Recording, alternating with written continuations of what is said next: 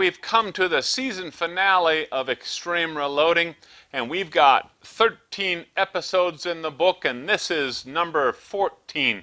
And what we're going to do today is we're going to kind of recap the lessons learned throughout this season of Extreme Reloading.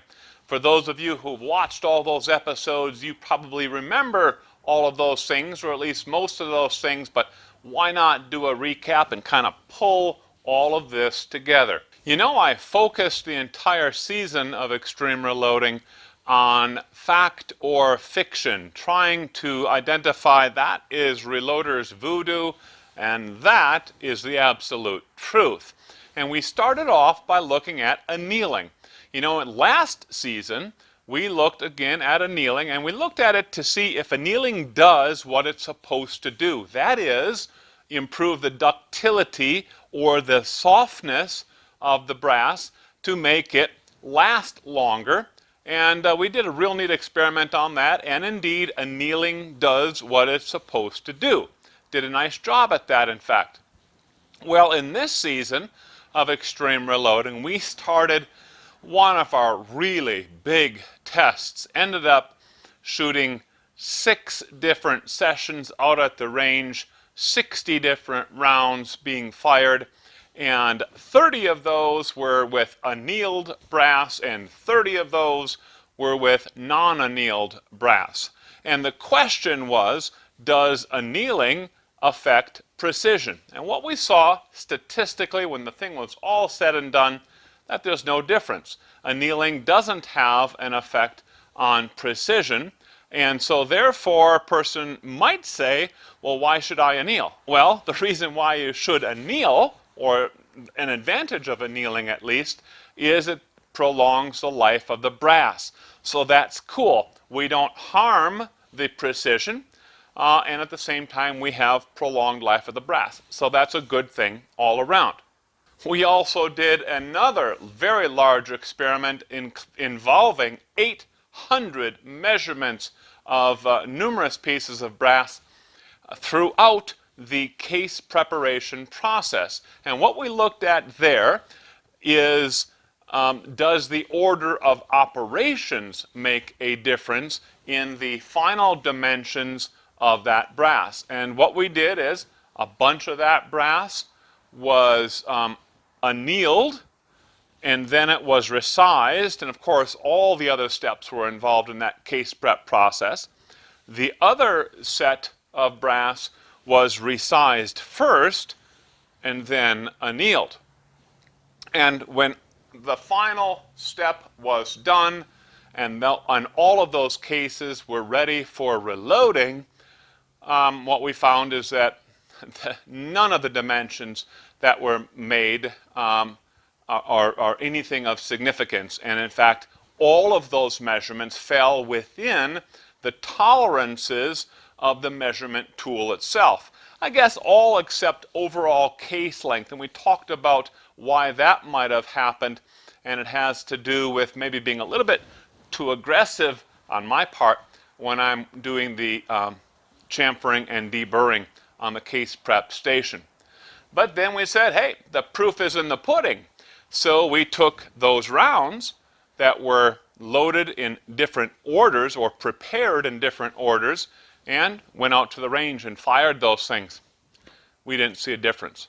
Didn't see a difference at all. So you can anneal your brass early on and then resize. A lot of folks do that. Or you can resize and then anneal, and then complete all the other case prep processes as you go.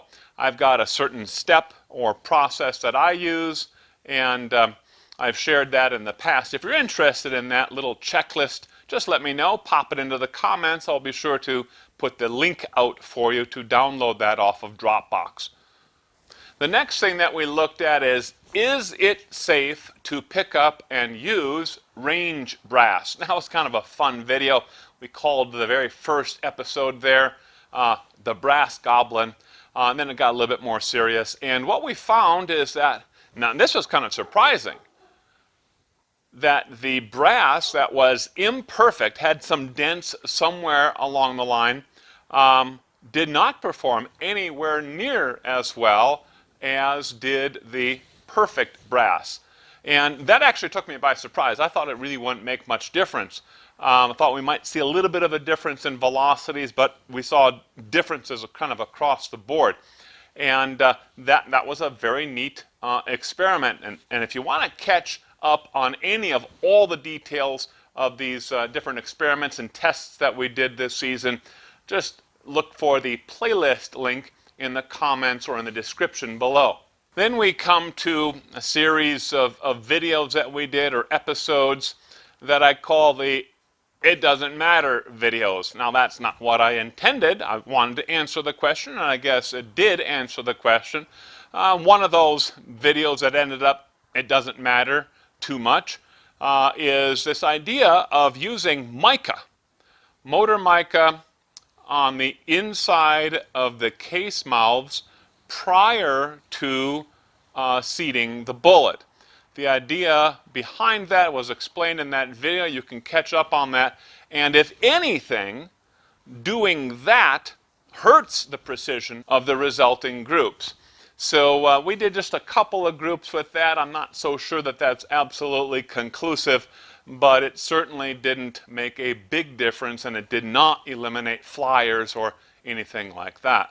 Turning the case necks certainly did improve the uniformity or consistency of case neck thickness, but downrange, the couple of groups that we fired showed that it actually harmed our precision. Our groups got fairly larger. Now, why is that?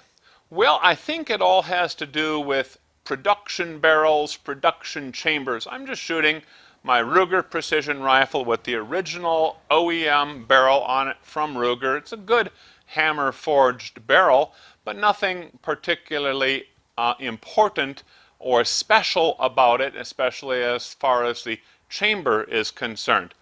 And you have to understand that on a factory chamber, those companies, Ruger, Remington, Winchester, etc., etc., they are building those rifles to ensure that they will be able to fire safely any factory ammo out there. Now, some of the custom barrels can have a very much customized chamber, and in some cases you're going to have to turn down the necks to make those rounds safe to shoot in those sorts of guns. This is nothing like that, and so that gets into that whole concept of chamber clearance. And the fact is that we have a fairly generous chamber on this Ruger precision rifle, and turning down the necks didn't make things any better. In fact, it made things worse. Perhaps just doing a little bit, very, very light turning of the necks just to remove, flatten the hills, if you want to call it that, that may help you out. But, you know, that's a lot of work. That's really a lot of effort for very little payback if you're shooting kind of the rifles that I'm shooting, the Ruger precision rifle. Good rifle, but again, nothing special in how that barrel is prepared or how that chamber was reamed out. Now, for years, I've always operated under the assumption that, number one, I'm going to sort my brass by head stamp, Lapua brass, ADG brass, and then with, you know, 100 or a couple hundred Lapua brass cases, I'm going to further sort those by the weight of the case. And a lot of folks also like to look at case volume, case capacity, and try to sort those cases by case capacity. We did an experiment on that, did a nice video on that, and what we saw is that as far as case capacity is concerned, there is such a large amount of uncertainty due to the repeatability, or maybe we should say non-repeatability of measures, that case capacity is really, really difficult to determine. There is no correlation, number one, between case capacity and case weight. Now, that took me by surprise. Well, there is a correlation, but it's extremely weak. It's an extremely weak correlation. I would not bet my bottom dollar on, you know, doing that whole process to try to improve the precision of my ammo. So I'm going to move away once again from sorting by case volume or case capacity. It's a time-consuming and tedious process, so I'm kind of not too upset by I won't do that type of decision. But case weight, I've always heard that's a quick way to really improve the consistency of your brass and improve the precision of your rounds. Well, we tested that, and we had some extremely consistent cases. In fact, every single case used for some of the groups we shot out there had the exact same case weight, weighed it to 1/100th of a grain. And we had some other brass cases that varied by 4/10ths of a grain, and another that varied by over a grain in weight. So, take-home message there is we can skip sorting by case weights, but very simple to do. Sort by head stamp, LAPOA here, ADG there, Federal there, whatever, and you're going to be able to get some very good accuracies overall out of that rifle by just doing that simple step. That, by the way, may not be the rule for less than premium brass. Now, LAPOA is a real nice premium brass. ADG is another premium brass. And as long as we're using that premium brass, that we saw no improvement by doing sorting by case weight. If you have some other brass that's more highly variable, then you might see an improvement by doing weight sorting. Overall, we solidified 4 very good rules to follow, good tips to follow to improve the precision of your reloads. Number 1, use premium brass and keep that brass sorted by that head stamp, LAPOA brass, Peterson, whatever.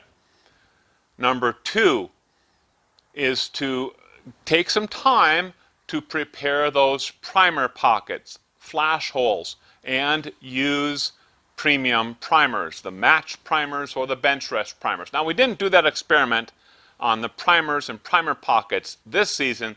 That we did a number of seasons ago, and we definitely clearly showed the effect of carefully preparing primer pockets using premium primers and seeding those primers very, very uniformly. For my precision ammo, I am using the 21st Century primer seeding tool. That's a very, very good way to make some improvements in the quality of your hand loads. Tip number 3 is to develop optimal charge weight for your load. Now, that load is for that rifle, it's for that bullet, that type of brass, that powder charge, that primer, and so on and so forth. Develop the OCW for that optimal charge weight, and that we also saw seasons ago makes a very, very good improvement in the precision of your hand loads. The 4th tip that we really drove home this season and certainly convinced me of its importance is CBTO, cartridge base to ogive. You know, when we're first developing a load, we look at COL, combined overall length, and we need to make sure that that finished cartridge is going to fit into the magazine and so on and so forth. So that's great, that's very important. But then when we're looking at tweaking that load and making it as precise as possible, cartridge base to ogive, CBTO, really, really makes a difference. You're not going to see that effect by measuring combined overall length. You've got to be measuring to the ogive of that bullet. And that is a really, really important tip right there to improve the consistency of your rounds.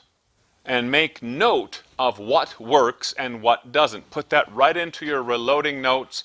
Do your tests with different CBTO measurements and see what your rifle likes. And you're going to see some really good improvements. Now, I'm sure I'm going to hear some folks say, now hold on, there are professional shooters, bench rest champion shooters, they sort their cases by weight. They sort their bullets by weight. They weigh to the hundredth of a grain their powder charges, and they do this and they do that, and they anneal in this order, and so on and so forth. Okay, yeah, I'm sure there are. I wouldn't doubt that in some cases they're doing it because that's the way they've always done it, and it kind of becomes that reloader's voodoo. I got to do it this way because that's how I won last time. Could be some of that. But also, most of those folks are not using production rifles, regular barrels like I'm doing. I kind of look at the stuff that I'm doing as the average shooter. I don't have a custom rifle whatsoever. And now when you get into that world, custom barrels, custom rifles, and so on and so forth, I'm sure you are going to see those sorts of improvements. But for mere mortals and the rest of us, the tips that I already shared with you are going to get you into that MOA range and even sub-MOA. And as you saw this season, we posted some nice 0.6, 0.7, 0.8 MOA groups on numerous different occasions. And I'm always pleased when I can shoot sub-MOA, a nice 5-shot group. But it doesn't always work out that way now, does it? Well, anyway, I hope you thoroughly enjoyed this season of Extreme Reloading. If you've got some questions, ideas, or want to share some of your thoughts, go ahead and post those in the comments below. We've got another season of Extreme Reloading coming up in the future, and lots of other videos coming out on our channel. So, see you next time, and thanks for watching.